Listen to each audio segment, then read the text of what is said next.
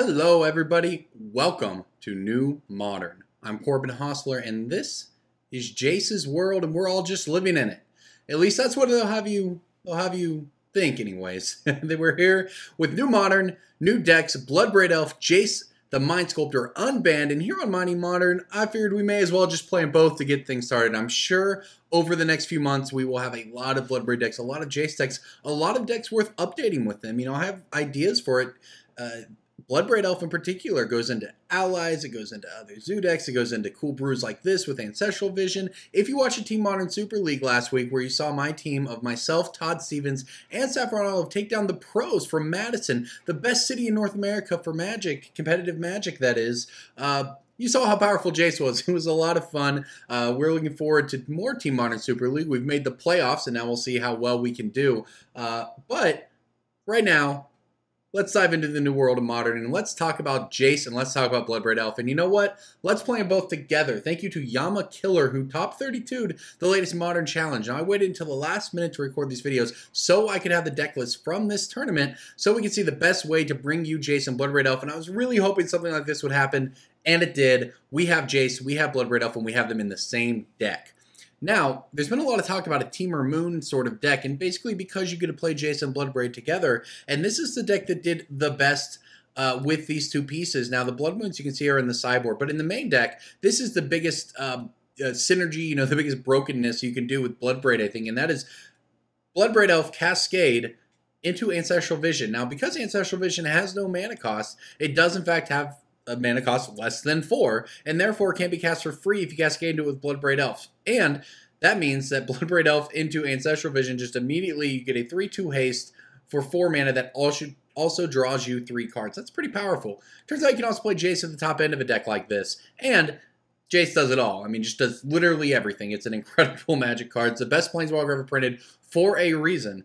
But just to add on to it, you can put your Ancestral Visions back on top of your deck by brainstorming with Jace the Mind Sculptor, so you can conveniently cascade into them with Bloodbraid Elf, and I think that's pretty good.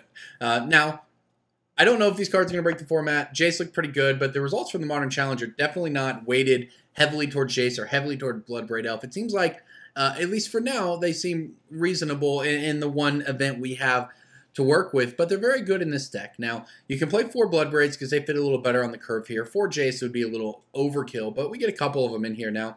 This deck has 4 Noble Hierarchs to ramp into it. It's sort of a double-edged sword, and Riley Knight hit on it really well last week on TCGplayer in an article. The faster you get to Bloodbraid Elf, the worse your Bloodbraid Elf is. Because Bloodbraid Elf cascading into Noble Hierarch or Birds of Paradise, not exactly thrilling, you know, but Noble Hierarch is strong enough on its own, you can play it here. And we have a lot of other good hits for Bloodbraid Elf. So starting at the bottom, we have, as I mentioned, the Ancestral Vision. We also have the Serum Visions to set up your draws. Lightning Bolts for removal, Noble Hierarchs at the 1-drop spot to accelerate you. More removal at 2 with Roast. Now this is a bit of an underplayed card in Modern, but it's just pretty good. I mean, it's 5 damage to a lot of creatures. This will kill a lot of Tarmogoyfs even into the mid-game, and that's pretty powerful. And you can cascade into it, of course, off of Bloodbraid Elf, and just get 5 damage before your Elf crashes on in. Scavenging Ooze, generically good card. Tarmogoyf, because why not? It's a Tarmogoyf. Vidillion Click, and again, a generically good card. But also, if you need to target yourself to get rid of something you don't want, so on, that's a perfectly reasonable line with Vidillion Click here. Tireless Trackers is basically the really, I would say, it flew under the radar for a long time. You know, it was very good in Standard, but it didn't really start making its way into Modern for a while. It would be in a one-of in a company deck or something like that. But here we just have Tireless Tracker as one of the best things to cascade into off of Bloodbraid Elf. Just a really powerful card on its own right. Kitchen Finks, of course, another 3-drop with a lot of good utility. And I like this inclusion here. Sword of Fire and Ice, Sword of Light, and Shadow. Give your creatures protection from relevant things, but also has great abilities. You get to gain some life. You can get creature cards back to your hand, including Bloodbraid Elf, of course. Sword of Fire and Ice, protection from red and blue. You get to draw a card and deal 2 damage to target creature or player. And this is sort of mitigates the fact that we do have these Noble Hierarchs in our Bloodbraid Elf deck, and you can just, you know, throw a sword onto a Noble Hierarch and go to town with it. Mana base, pretty straightforward. We do get a couple Raging Ravines here to have some, and a Lumbering Falls even to have some creature lands. So onto the sideboard. That's where you'll find the Blood Moons.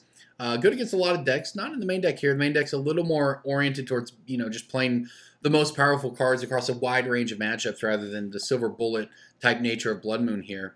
Ancient Grudge, Ceremonious Rejection for the Artifact decks, Staticaster to destroy Lingering Souls, and Mana Dork decks, Dispels for the combo, Grafdigger's Cage for the relevant matchups with the graveyard, and so on, and Engineer Explosives when you need some removal. Now, I'm ready to do this. I haven't played with the deck yet, but I am excited. Bloodbraid Elf, Jace, welcome to New Modern.